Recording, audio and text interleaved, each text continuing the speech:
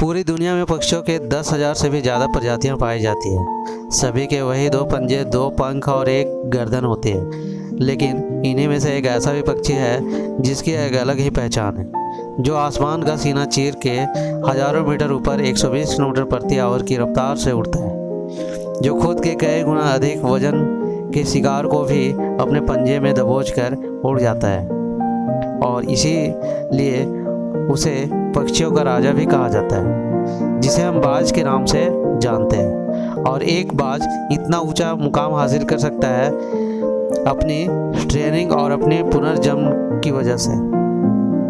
अगर आप भी इस दुनिया में एक मुकाम हासिल करना चाहते हो तो एक बाज को बाज बनने का पूरा सफ़र आपको जानना बहुत ज़रूरी है, क्योंकि 25 से 30 की उम्र तक आने के बाद भी लोगों को रिस्क लेने से डर लगता है।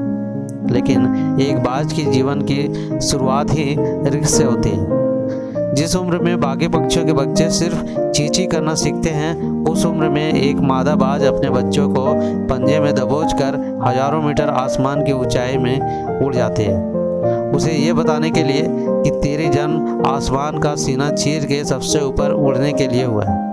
तेरा जन्म पक्षियों का बादशाह बनने के लिए हुआ है।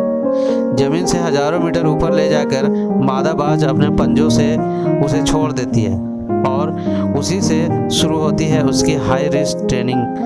वो चूजा जमीन की तरफ तेजी से गिरते रहता है, थोड़ा नीचे आता है तो उसके पंख खुलने लगते हैं। नीचे आते आते वो अपने पंख फड़फड़ाने लगता है, लेकिन वो अभी तक उड़ना नहीं सीखा है।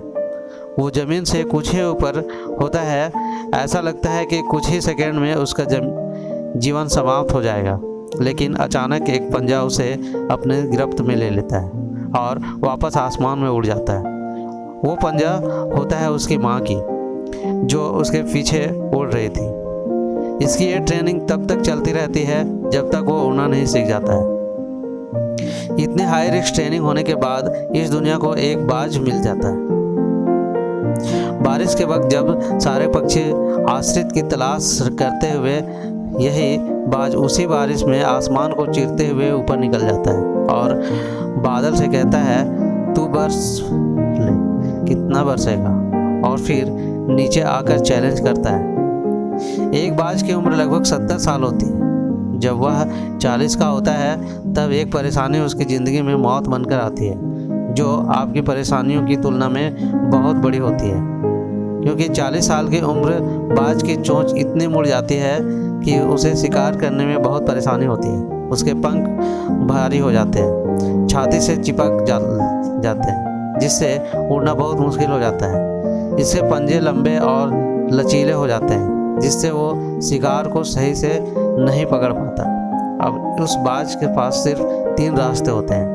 पहला, वो अपने शरीर त्याग सकता है। दूसरा, गिद्दी की तरह छोटे हुए भोजन पे निर्भर हो जाए। और तीसरा, सबसे कठिन और पीड़ादायक रास्ता, अपने आप को पुनः स्थापित कर फिर से आसमान का सीना चीर कर उड़ने का। और वो इसी तीसरे रास्ते को चुनता है और अपने पास के सबसे ऊंची चोटी पे पहुंच जाता है। वहाँ पर अपना घोंसला बनाता है और फिर शुरू होता है परेशानियों को जड़ से उखाड़कर आसमान में उड़ने का सफ़र। वह अपनी चोंच को एक चट्टान में मार मार कर तोड़ देता है, लहूलुहान हो जाता है और इंतज़ार करता है नई चोंच के आने का। इसके बाद अपनी नई चोंच से अपने पंजों को काट लेता है और फिर इंतज़ार करता है नए पंखों के उग आने का। इसके बाद वह अपने एक एक पंख को अपने शरीर से अलग कर देता है और फिर इंतज़ार करता है नए पंख उगाने का। और इस प्रक्रिया से उसे समय लगते हैं पूरे 5 महीने का। इस 5 महीने के कड़ी तपस्या से एक बाज का पुनः जन्म हो जाता है। वो फिर से तैयार हो जाता है आसमान का सीना चीर कर उड़ने के लिए। जो 3 रास्ते बाज के पास थे, वही 3 रास्ते आपके पास होते हैं। लेकिन कुछ लोग पहले रास्ते को चुनते हैं और परेशानियों के तले दबकर सुसाइड कर लेते हैं। ज़्यादातर लोग दूसरे रास्ते को चुनते हैं। वो परेशानियों को बोझ पड़ते हैं, अपने लक्ष्य को छोड़कर एक नॉर्मल लाइफ जीने लगते हैं। और कुछ लोग वो भी होते हैं जो इस परेशानियों को लात मारकर अपनी मेहनत के दम पर बाज की तरह आसमान की बुलंदियों को छू लेते हैं। दोस्तों, बाज की यह ट्रेनिंग हमें बहुत बड़ी सीख देती है कि अगर रिस्क लेना पड़े तो लो। अपने फील्ड में अपने आप को इतना ट्रेन कर लो कि इस फील्ड में आपको ऊपर उड़ने के बारे में सोचकर लोगों के पसीने छूट जाए, तभी आप अपने फील्ड के बादशाह कहलाओगे। तो ये थी आज की सबसे बड़ी इंस्पायरेशनल और मोटिवेशनल स्टोरी। कैसे लगे अपने दोस्तों के साथ शेयर कीजिए और कमेंट में ज़रूर बताइए। मिलते हैं एक ऐसे ही नई वीडियो के साथ, तब तक के लिए धन्यवाद।